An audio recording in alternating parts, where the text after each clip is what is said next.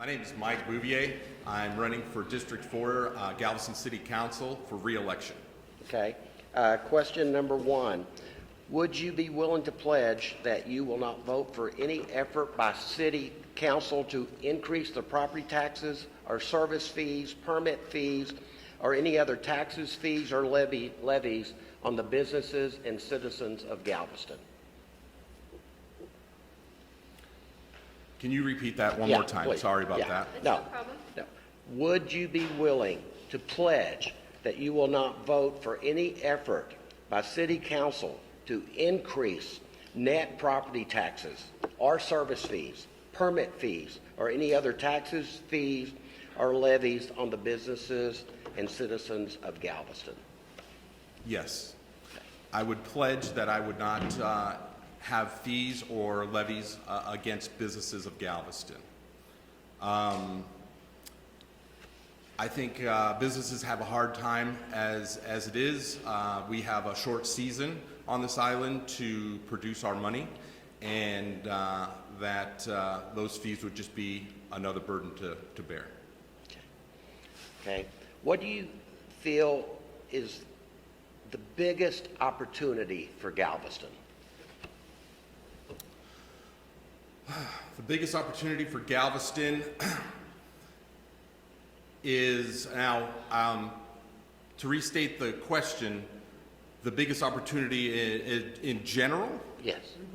The biggest opportunity would be to maintain our tourism in a positive manner and gear our tourism to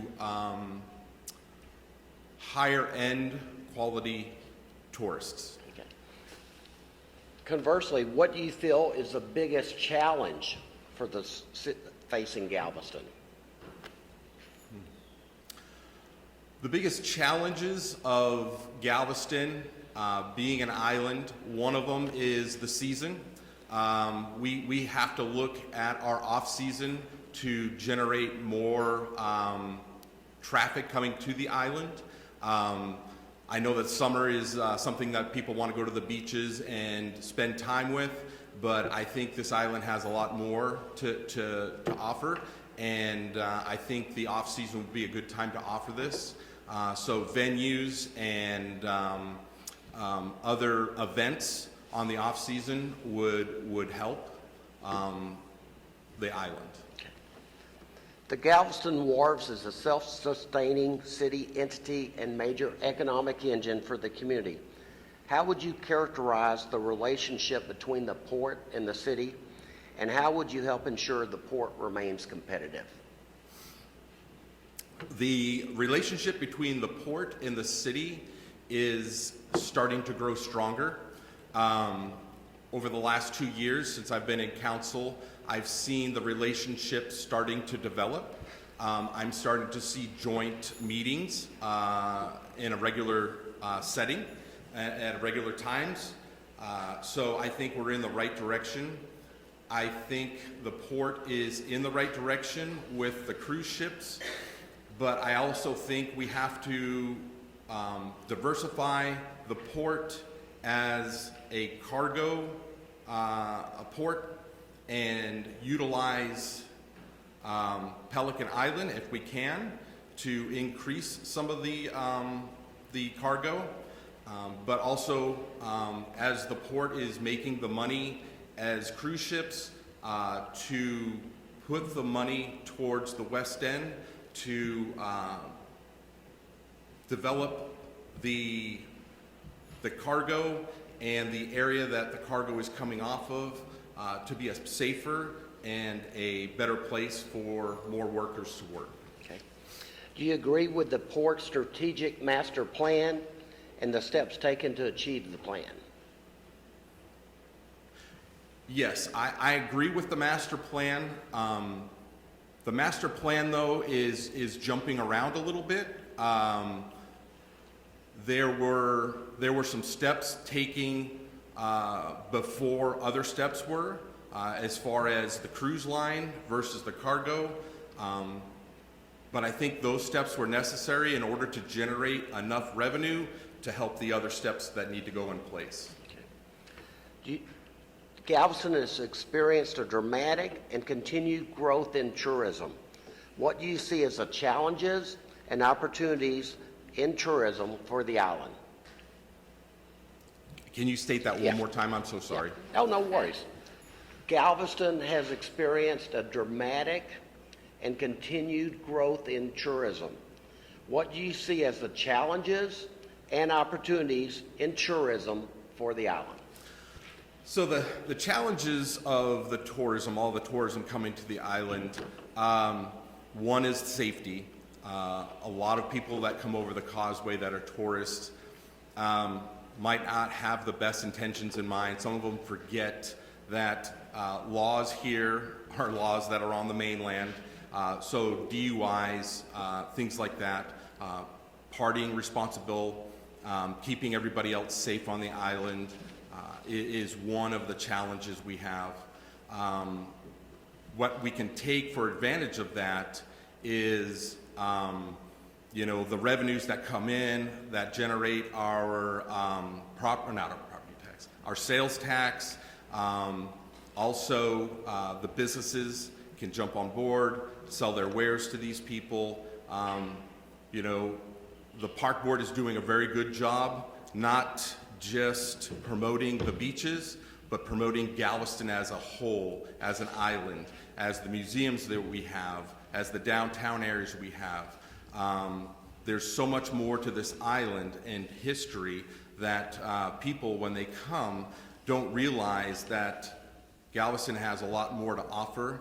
When they realize that is when it's a rainy day and the beaches are not so great to go to. They start kind of traveling around and looking around, and they realize that Galveston has a lot more to offer. Tell us your thoughts on what has transpired between the City Council and the Park Board over the last 2 years.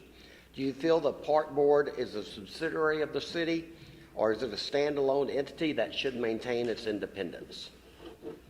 That's a good question. As the liaison for the Park Board and the City Council, we had a major change, and change is hard. Change is something that a lot of people resist. Change is just a hard thing to take at times. And the Park Board is part of the city, and the Park Board went through a lot of changes. They lost their CEO. They hired a new CEO. The Park Board has also changed where their cash is being held. Now it is being held at the city depositories.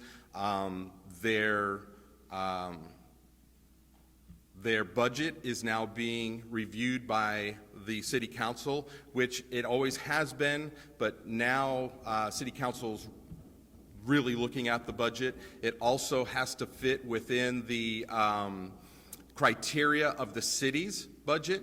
So the city went ahead and helped the Park Board get their budget in line with the city's. All these changes were hard, and at the end of it, it has been a great change. I was just in a joint meeting with the head of the Park Board and the head of the City of Galveston, and Bryson, the CFO, was congratulating the CFO of the city for helping him come a long ways of producing a report that the city wanted to see, and I see it as a positive change. As I skipped a question, and we'll come back to the Park Board, I'm going to go back up. Mm-hmm. As a member of the City Council, how would you improve the permitting process? That's another good question. The permitting process at the City Council has changed since I've moved here. So 12 years ago I moved here. It was very encumbersome to get a building permit. We built a house, we built a business, very hard. It's changed somewhat. It is probably 50% easier now to get that. I think the biggest thing permitting needs is sort of a question and answer, or almost like an information center as you go in to obtain like what permit you're going to get, what that involves, who you're going to be interacting with, kind of like a liaison between the city or the public and then the permitting office. Because when you go in there and you grab your permit, you start filling it out, there's nobody really guiding you through this. And I think that's the step that we really need to take is more information or an information person to get that information to the person. Thanks, Mike, and I'm going to get back onto the park board question. Do you agree with, and how would you ensure that one or more seats on the park board of trustees are filled by representatives of the lodging sector who have tourism industry expertise? I think that's a positive outlook to have those people on the board. First and foremost, the tax that is generated by that industry. Now that I think about it, you probably need to have a seat that has a SDR person in there, because that is another representative that probably isn't being represented on the park board committee. But yes, I think those people need to be in there because they need to know how the park board is doing, what trajectory the park board's taking, have some say on the decisions of what the park board is voting on. So those seats are important, but I'd also add that we need to look at putting an SDR, short-term rental seat in there also. Okay. Next is, what are your thoughts on the current 15% hotel occupancy tax rate imposed on lodging guests? Are you in favor of maintaining the current assessment or increasing the rate? If so, why? No, I don't look at increasing the rate. I think the rate is fine. We have an excess at the city of hot that is sitting there, $14 million. The penny right now is at 3.2 millions a penny. It's quite a bit. We are in the future, in the next, I think 2025, are going to lose the convention center part of it. So I believe 3 pennies go away. So we'll be down to 12 cents or 12% on that. So no, I'm not in favor to increase that. Okay. As a member of City Council, how would you collaborate with the Chamber of Commerce to support and promote local businesses? As a member of the why am I freezing up?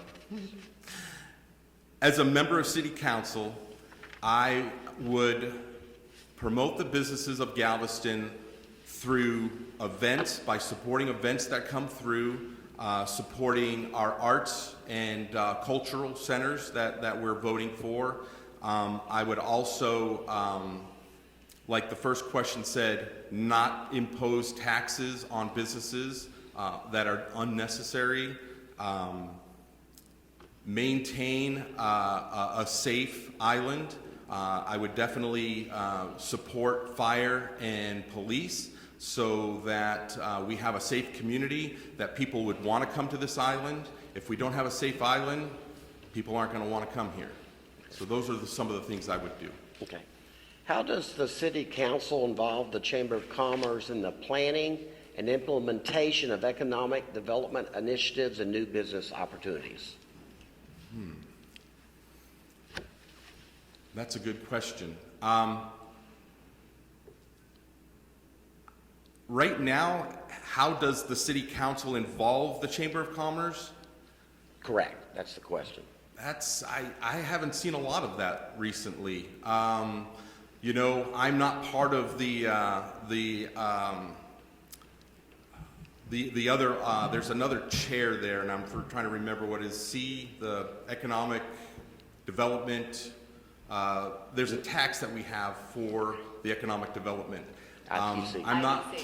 I'm not part of that board, so I don't see a lot of what goes on there. I know Michelle Hay has asked us what we, as City Council, for our division or our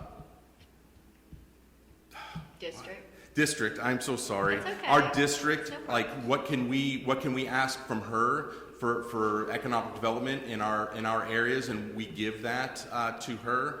But as far as city council goes, I haven't seen much come across our tables that associate with the Chamber of Commerce. And then the final question is, name the top things you have done or plan to do for your constituents. So some of the top things that I have done for my constituents is I ran last year on mental health, and working with Chief Bally, they have developed a mental health unit within Galveston called Coast, and this unit comprises of one trained, mental health trained officer from the police department, from the fire department, and a social worker from Gulf Coast Regional Health Center. And they go out and relieve the pressure from our normal police force. And with that, they're getting the people help that they need, and not just bringing them to jail and then making it a revolving door. So we're seeing a lot of mental health cases decline as they're getting the help, but we're also seeing our regular officers focusing on more of what our citizens need, and that's one of the things that we did. Another thing is we noticed early on in City Council that there was a problem with DUI. We worked with the police department and reactivated the traffic patrol, and since 2022 we had a 200% increase on DUI arrests. Also cut back on our fatalities and things like that. So no longer are people coming across the causeway and not abiding by our rules. We're making them abide by our rules. Well, Mike, now we're at the end. You have 2 minutes to make a closing statement, and we'll turn it over to you. Yeah, so I've been on this island for 12 years. I'm an islander by choice. Came from Idaho, brought a small business here. Our small business, due to Galveston, because Galveston is such a unique place, we are thriving. We found a niche in wholesale, which I never thought we'd ever do. Our local businesses go ahead and buy our product, and we kind of synergize with each other, right? They put our names in their menus, and we go back and forth. So that's one thing that when I came here, I fell in love with the island. As a leader, and I love to lead, I led our park board and our city together to one of the strongest relationships that we have now, and I'm going to use this leadership to continue on the growth, and I would love to help the city and the wharf grow stronger together and have that bond that we do have now with the park board, and instead of a push-pull thing, everybody works together to make the island stronger, because you have an advertising amazing park board here, and you have a wharf that is bringing in tourists that together can generate a lot more income for our city if we all work together. We are honored to be a small contributor to a lot of foundations or organizations on this island, and my wife and I are happy to support the Galveston Island School District Foundation, CASA, the Farmers Market, Urban Ministries, the Humane Society, the Family Children's Service Centers, Chamber of Commerce, and the Crisis Center. So we want to support, and my mission is to support Galveston if I continue on being the District 4 representative. Okay, thank you. Thank you.